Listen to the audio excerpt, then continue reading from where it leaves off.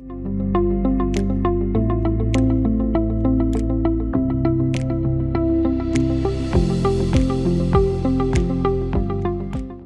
morning, everyone. Good evening, good afternoon, wherever you are, and welcome to this week's Weekly Energy Boost. My name is Elishava, and today Eitan and I are speaking about the art of waiting. This is a week in which the world is hurrying to slow down, rushing to take a break, and also in the spirit of this month, Sagittarius, it's very common for Sagittarians to be impatient and to want to skip to the end of the process. But most specifically this week, the universe is asking us, inviting us, guiding us, if we're open to it, to embrace the processes that are naturally occurring in our lives, really to strengthen our trust in the Creator, our trust in the light, our trust even in our own selves, in the light within each one of us, to manifest great things. And as we'll learn, patience and waiting is often a test that helps us earn and truly own the blessings and miracles that we're striving to achieve. Weekly Energy Boost is a 7-day spiritual weather forecast where we offer our listeners the most powerful and practical tools we know from the teachings of Kabbalah. We do this by sharing stories, teachings, tips, and tools to take advantage of this week's energy. And the result is timeless wisdom that you can use any week of the year, any year of your life. And I feel that especially as we wind down 2024, some people are more than happy to leave behind this year, what's happened, to start a fresh page. And as we wind down these next 2 weeks, we want to make sure that we're not missing anything or avoiding any opportunities to reveal light simply because we want to wrap things up, put them away, or even more importantly, especially in the areas of our life in which we don't see results, that we don't jump the gun or take matters into our own hands, and which would result in basically a much more limited outcome than we deeply and truly want. So Eitan, I'm going to turn the mic over to you. How do you see this impatience or this compulsion to finish things or to get them done or to manifest? How does it get in the way of the blessings that we desire, that we're working toward and we're meant to have? Yeah, I would like to start with the word patience in Hebrew, even for those of us who don't know and understand Hebrew. It's savlanut. And within the word patience, which is savlanut in Hebrew, you have the word sevel, the root of the word savlanut. Sevel means discomfort or suffering. So bring us definitions of patience for discomfort, temporary discomfort. So Kabbalistically, that's first the big rule, the big universal law. Greater the patience for temporary discomfort, greater your capacity to handle long-term blessings. Temporary discomfort is the price. Temporary discomfort is the price to receive, to handle, to allow long-term blessings. So each one of us is manifested itself in different ways. For example, for me,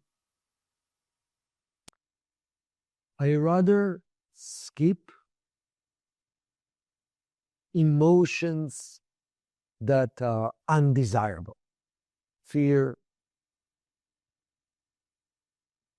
a little anger, hurt.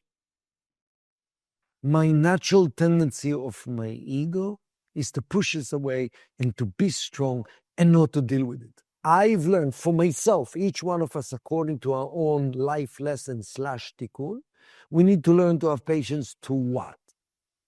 And for me, the ability to stay and to be present and to sit a little bit with patience without thinking something wrong going to happen if you're going to sit. You are weak. You're going down.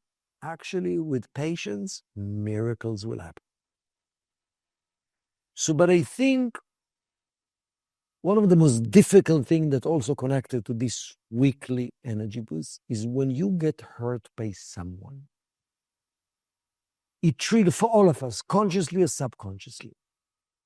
Or you experience unfair situation that was triggered by someone. Someone hurt you. It awakened the opposite of patience, grudge, and desire for revenge.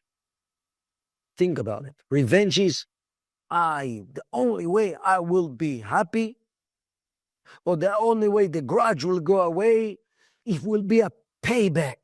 I have to pay back. And we really feel it when we're angry, when we're upset, when we've been treated unfairly. And it's human emotions. It's part of the process. So I want to bring it back to you. How do you apply forgiveness and patience, Elisheva, dealing with these feelings of grudge or unfairness? Let's say you're right. Let's say objectively you were treated unfairly.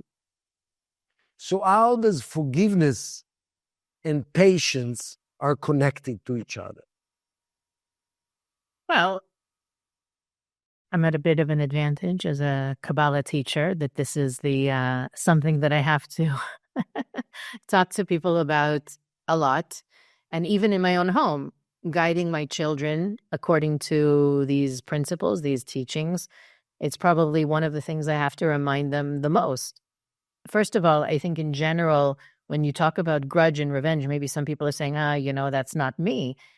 In any arena where there's competition, right? In any context where what happens is between me and another person, there can be that element of holding a grudge or seeking revenge. Or maybe even if you're not seeking to do the revenge yourself, you're hoping the universe is going to give them some situation that will make you feel vindicated.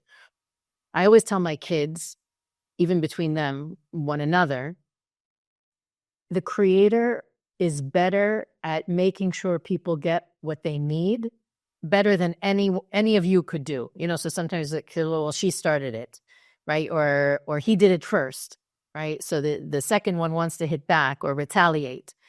I remind them that because of each person's own personal baggage, the laws of cause and effect are perfect.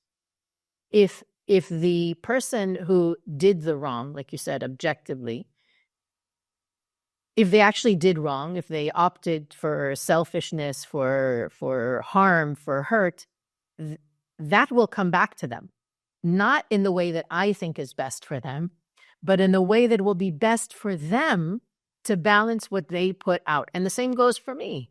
Anytime I'm going to operate from selfishness, from revenge, from trying to harm or hurt someone, the universe will help balance the energy that I put out there by giving me something to equalize that, to neutralize it. So when we try to take matters into our own hands, I think in a very subtle level for a lot of people, when they are hurt by someone, whether the hurt was intentional or not, many people want to hurt back, say something in return that's just as hurtful, or to withhold love or treat the other person differently because of how they were treated. That by nature is showing the universe that we don't trust, that we don't. Where is our certainty when we have to take matters into our own hands? Where is our trust when we believe it's between me and the other person, and the light of the Creator is exempt from this scenario? And so part of it is training ourselves to recognize that even though there's a stick that may have poked me right now, and where it poked me, it's hurting, the stick is held by the Creator. The person is the stick. So this is happening in my movie for a reason, and I don't want to accumulate damage. I don't want to attract a negative scenario into my life because I take matters into my own hands. I'd rather let the universe do its job and let me do my job, which is working on me, not working on the other person. So I know that was maybe a more winding answer than you were looking for, but I think part of it is understanding on a high level that I don't want to be busy attracting chaos into my life by taking matters into my own hands and retaliating or seeking revenge on the other person. At the same time, I can tell you that many times those little scenarios will come to tempt us to be busy with, I shouldn't say stupid, with the wrong things, because we were about to achieve something really powerful. And the negative forces in the universe say, let's tempt her to be distracted by something petty and something, insignificant that will bother her and consume her. And she'll stop putting energy toward this great revelation of light that she's been waiting for a long time. So I also see that the universe, is trying to tell us, don't sell yourself short. You can have so much more. Don't be focused on the petty, insignificant little things. It's not worth it. It's not worth it. Don't let it drag you down.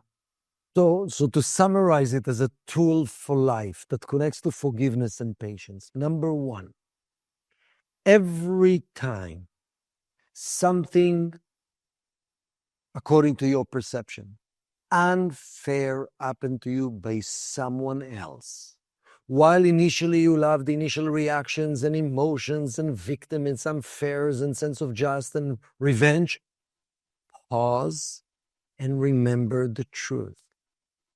The light of the Creator is the one that's running the show. And while maybe that person was not okay, the light of the Creator presenting that unfair situation for me, for you, that by me not reacting to the situation itself and by me accepting this difficulty as opportunity to grow. Number one, just accepting and trusting it's for my best. Number two, asking what's my lessons? And what about him? You might need to deal with him in a certain way, but let go of that. Then you open the door for magic to happen.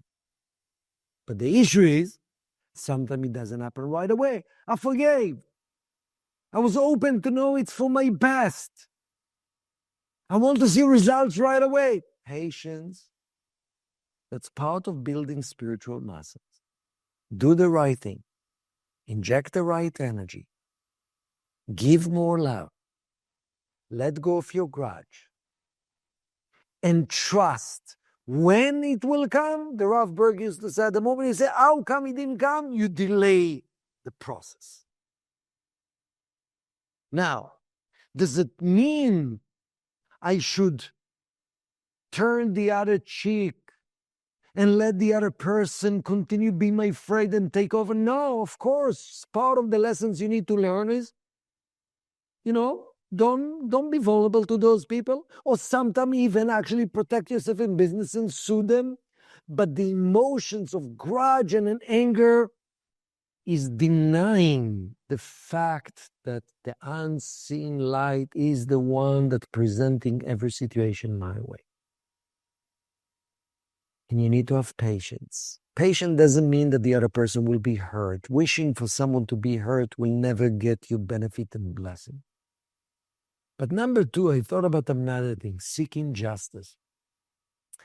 Actually, real fulfillment, according to Rav Ashlag, real true fulfillment and inner peace comes when we see perfect order how the universe works. Perfect laws of cause and effect, action, reaction. Your mind is in the right place, light comes. Your mind is in the wrong place, light doesn't come. So in a soul level, we all would love to see this beautiful order of divine loving universe. The problem is that justice. When we say how all the dots are connected, are not meant to be seen now. How come I don't see justice? And for that, we need to have the patience. And then suddenly look back at your life. You went through a major challenge in your life, in relationship, in health, in business. At the time, you didn't see the big picture. You didn't see how the dots are connected. You didn't see how it was for your best. But now, 5 years later, 2 years later, suddenly you see it was part of a perfect plan to help me to go to the next level. And the rule is, when you're impatient, with your perception is there's no justice here, you actually block yourself or delay the process when you see how the dots are connected. How it's perfectly, I needed that lesson. It helped me to go to the next level and so on.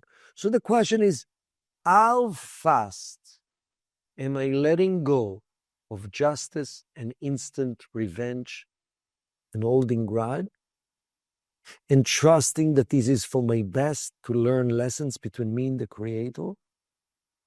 It will determine how fast I'll see the miracles and the big picture, until it will fall into place much better than my original expectation. So you bring up two things. One, I think part of the impatience that people experience is that they want to see the justice. And sometimes the justice is served in another lifetime, that, or in between lifetimes. And we're not always privileged to witness the balancing act of the universe. So that's one thing that I think is important, is that just because you aren't seeing the other person suffering doesn't mean that justice isn't being served. But two, and I had a student who came to me this week and asked me about a friend that they have that they really want to help them. That this friend has been out of a job for over a year, not because lack of ability or expertise or a beautiful resume, so much experience, etc., but for whatever reason, she's not finding a job. What can a person in that position, a person who has been, should, I'm putting that in air quotes, should have what they need, should receive, they're not asking for something crazy, a job, a house, promotion, relationship, right? These are not extraordinary luxuries. These are basic things that people have in their lives. Why is this person not getting what she is working toward?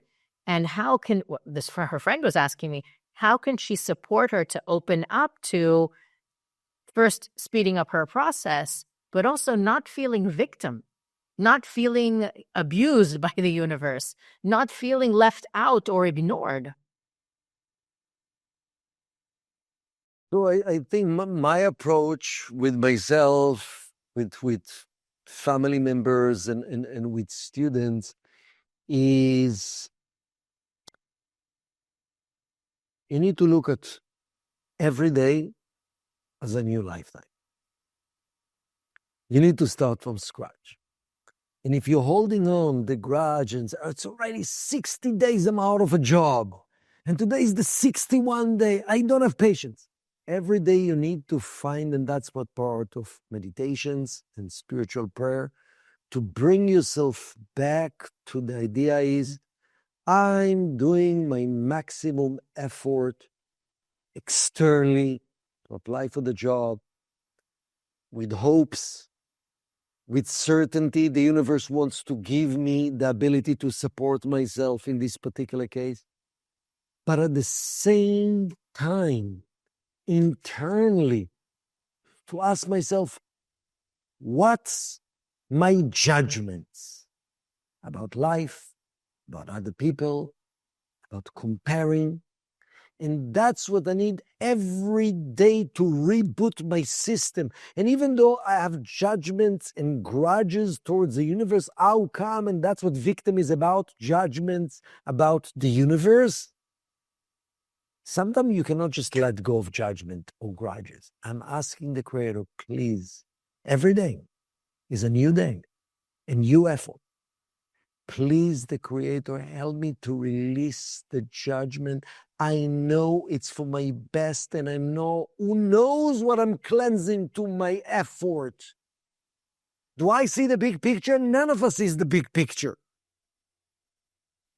So that's the fact that you don't just another day and another day.